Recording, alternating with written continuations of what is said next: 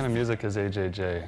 We've been calling it garbage pop lately. Yeah, we've gotten folk punk, indie rock, aggro acoustic rock, tattooed desert trash rock.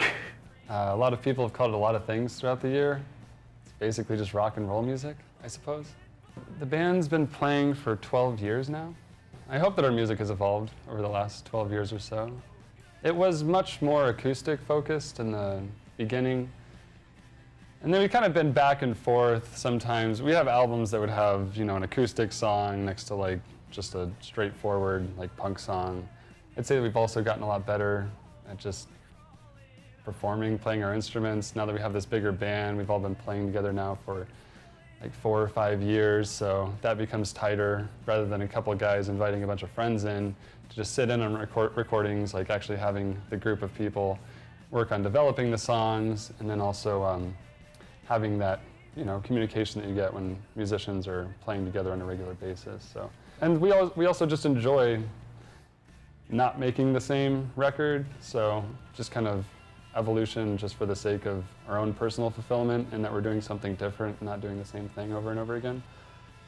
So yeah, I would certainly hope that we've evolved over the years. Some of the earlier albums, we would record the foundational tracks, and we just invite all sorts of people in to do overdubs. So the personnel on some of the earlier albums looks super extensive, like we have a 30-piece band, but we'd kind of record the basic tracks and then just invite a lot of people in to record on it. So Mark started recording with us, I don't know, that was probably 5 years ago? Yeah. 6 years ago? 2010 or early 11 maybe? Well, I'd been touring with these guys for a few years prior to that as just the merch guy, which is really just an excuse to drive around the country with my friends and see a band that I liked every night. And then, yeah, because I've played cello since I was 10. So it's always just been I was that cloying guy where it's hey, if you ever need any cello on anything, I'm free.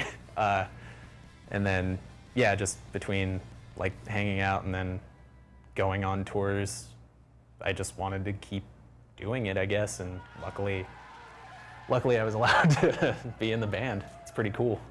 There are several reasons that we changed the name of the band. The most important one is that we didn't like answering the question of why is your band called Andrew Jackson Jihad.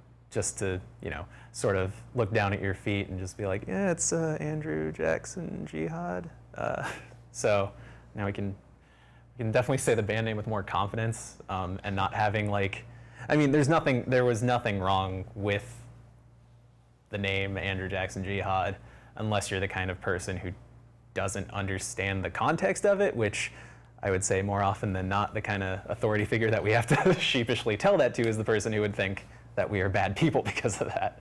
Yeah, it was always really uncomfortable at, border checkpoints to get into Canada or airports. If every interview that's the first question is, hey, why is your band Andrew Jackson Jihad, then it becomes a little bit monotonous, especially when we've answered that question at length many times before.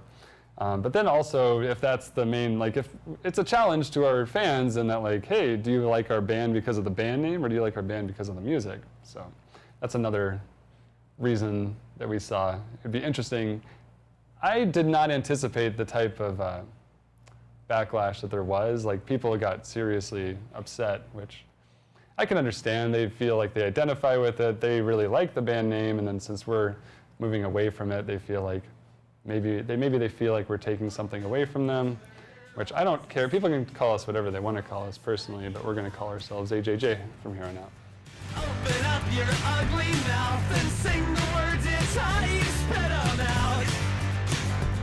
In the days before the damage, no one knew if we were happy. In the days before the damage, dying wasn't nearly easy now. So open up your murder eyes and see the ugly world that spat you. I would say that Phoenix is a pretty ideal place to start a band. You have quick access to the West Coast if you want to do tours or small weekend trips. It's cheaper than LA. In LA there are a million bands playing all the time and the competition is a lot higher, whereas in Phoenix you have the opportunity to get shows at small gallery spaces and actually learn how to be in a band. And then also, develop your own small community rather than trying to break into this huge machine that exists in places like LA and New York City. Not to say that that can't work, but I'm really glad that we came from Phoenix, and I think that's lent to our success. The Phoenix music scene certainly has changed a lot. I've always noticed there's the cycles in Phoenix music, and I've been around Phoenix long enough to see a few moments where a lot of people are coming together and everyone's attending the shows and really supporting the venues, and periods where it's a little bit of a drought or a downturn where it's maybe a little bit harder. Some of the venues have closed. But I think that it's a cyclical thing where, you could see some people who are part of a really thriving period might be like, oh yeah, music's over in Phoenix, but there are a lot of great younger bands like Diners and Playboy Man Baby and just a little bit younger than us that are doing really great things and kind of in the scene of their own. And so that's really reassuring that some of us have moved out of Phoenix. AJJ is not really we're from Phoenix. We can't be playing lots of shows in Phoenix, it's a logistical thing. So it's cool to see younger groups coming up and being able to play a lot of local shows and represent Phoenix in a really strong way. Yeah.